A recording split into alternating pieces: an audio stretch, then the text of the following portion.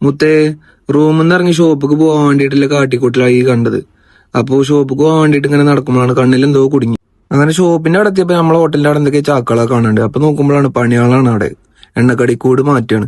അങ്ങനെ അങ്ങോട്ടൊന്ന് പോയി നോക്കി പിന്നെ നമ്മളെ കടയിലേക്കൊന്നും ഇങ്ങനെ മെല്ലെ നീങ്ങിയതാ. അപ്പൊ നമ്മളെ കടയിലും അതാ പണി നടക്കണു, ലൈറ്റുകളൊക്കെ മാറ്റാണ്. അപ്പൊ പിന്നെ ഒന്നും നോക്കിയില്ല, എന്നാ പള്ളിയിൽ പോയിട്ട് വരാന്ന് കരുതിയിട്ട് പള്ളിയിൽ പോകാൻ വേണ്ടി ഇങ്ങനെ നിൽക്കുക.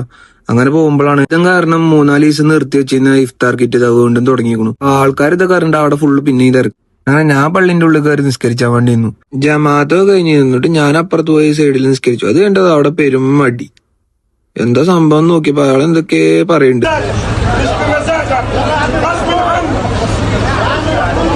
ഇയാളെന്താ പറയണെന്ന് വെച്ചറിയാത്തോണ്ട് ഞാൻ മെല്ലെ അവിടുന്ന് പോരാ നിന്നു.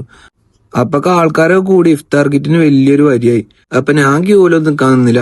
നമുക്ക് അൽഹംദുലില്ലാ പടച്ചോന്റെ വായും കൊണ്ട് നമുക്ക് ഫുഡും കാര്യങ്ങളൊക്കെ കിട്ടുന്നുണ്ട്.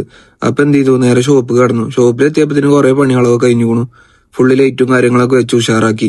അങ്ങനെ പണിക്കാരൊക്കെ പോയിക്കണു. അങ്ങനെ അത് കഴിഞ്ഞ് ഞാൻ താഴത്ത് നോക്കിയപ്പോഴേ നമുക്കില്ല പണി അവിടെ റെഡി ആയിക്കണു. അങ്ങനെ അതൊക്കെ കഴിഞ്ഞ് വീണ്ടും നമ്മളെ കട ഒന്നും കൂടി ഉഷാറാക്കി. അപ്പൊ നമ്മളെ കടയിൽ 50 ഓഫർ നടക്കണ ആരും അറിഞ്ഞിട്ടില്ലല്ലോ. അപ്പൊ വേഗം പോന്നോളി. അപ്പൊ ശരി മുത്തേ, സ്നേഹം പെടട്ടെ. Okay, by.